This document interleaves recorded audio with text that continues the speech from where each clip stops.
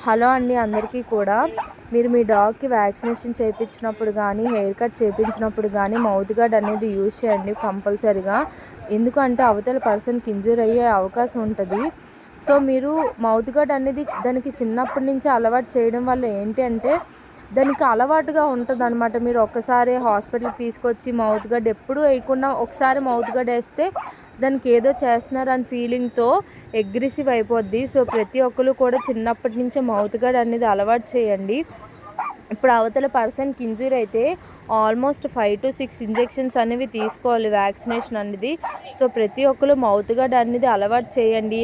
అలానే మీ డాగ్‌కి అంటే కంగారు పెట్టకుండా ఫ్రెండ్లీగా వ్యాక్సినేషన్ అనేది చేయించండి. మీరు దాన్ని కంగారు పెట్టడం వల్ల అది చాలా అగ్రెసివ్‌గా ఫీల్ అవుతుంది. అంటే అది భయంతో అగ్రెసివ్ అవుతుంది. సో ప్రతి ఒక్కరు కూడా ఈ వీడియోని అందరికీ షేర్ చేయండి. అలానే లైక్ చేయండి. మాకు పెట్టలేవు మేము షేర్ చేయము అనకుండా ప్రతి ఒక్కరు కూడా లైక్ చేసి షేర్